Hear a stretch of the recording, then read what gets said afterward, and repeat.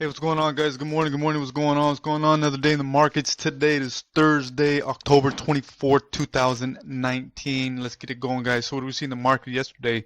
SPY actually kind of consolidated most of the trading session and pretty much went red to green into the close, reclaiming that 300 level and followed the strength after hours and pre-market as well as pushing higher, trying to test 301 level, the high of Tuesday session, 22nd. So, obviously we're deep in earnings season right now, so we're going to be seeing a lot of elevated prices to the upside.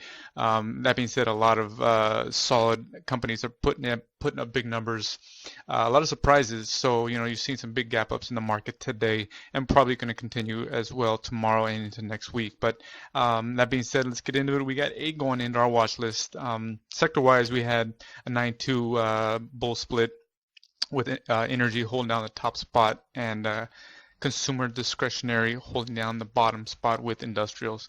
But on our watch list, we got PayPal. PayPal posted good earnings today, but they're getting hit with eBay. So they're running into obviously resistance when they gap up, and we think it's going to reject at this level and put lower highs and lower lows, not to fill the gap completely, but we're going to probably see a nice 20 to 30% retracement on PayPal if it starts to curl down to the downside. So we're going to be bearish after the dust settles for PayPal going into today's trade session.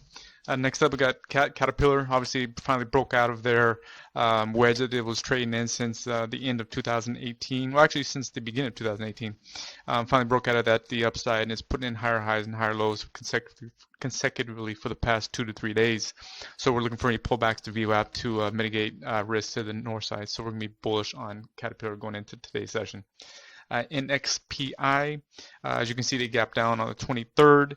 And then yesterday, just, they tried to make a little bit of a run for midday and then faded out for the last 2 hours of the trading session. Not too much action after hours. So we're going to be bearish on NXPI, but obviously it's going to be days too. So it's going to need to break the low of the day of yesterday's trading session. So, obviously it's trading below the 50-day moving average on the daily, and so we have a 100 price target for NXPI since it's trading right between the 50 and the 200-day on the daily. Next up, Tesla. Tesla's the kind of the surprise of the market last night after hours. Shorts just got crushed. So obviously I think they traded up like almost 52, 53 points after hours. Quite elevated. They posted profits for the first time in a while. So obviously, a lot of eyes on the street are going to be pushing this thing higher. But when you have securities going parabolic like this, obviously, it's not sustainable to keep these levels, these prices at these levels. So we're looking for prices to settle down a little bit and curl down. But let the dust settle because a lot of eyes are going to be on this thing in the morning. So definitely don't get caught in the shuffle. Next up, we got ADI. ADI, obviously, as you can see, closed down to the low on yesterday after the gap down. Same situation as NXPI. Just going to kind of wait for this thing to break the low of the day for day 2 continuation to the downside. ALGN gapped up as well, as you can see after hours. After that, you have that cup and handle pattern on the daily, heading right up to that 200-day moving average. So that's a natural resistance level. So we're going to be bearish after the dust settles. We want to make sure that this 243.69 high of last night's after hours session will hold and push prices lower. So if it does that, then we'll be able to step in. VAR, another one, traded higher, trading up straight up to that 127 level. Well, 127 is going to be our resistance level at the 200 price moving average. Still has some room to go. Right now it's trading at the 124 level, so definitely has some room to reach that level. We're going to step back and let it reach. We're not going to step in and long this until it gets to that level. So we're going to be patient with this one and keep VAR in the back burner. We're going to wrap it up with MKSI. MKSI as well gapped up right up to that what's the level that it gapped up to? That 108 level.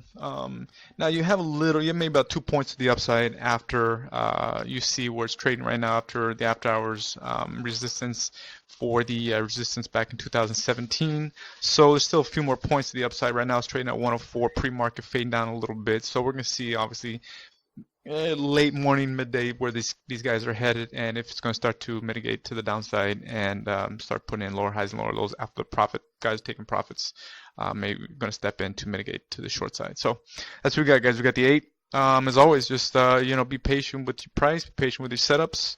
If you're wrong, exit your position and conserve your capital. You know, reevaluate your thesis, and if you're right, hop back in. Just be patient. No need to rush. You got 6.5 hours to trade all day, so be patient with your trading. And when you're right, scale in. When you're wrong, get out. All right, guys. Any questions? Reach out.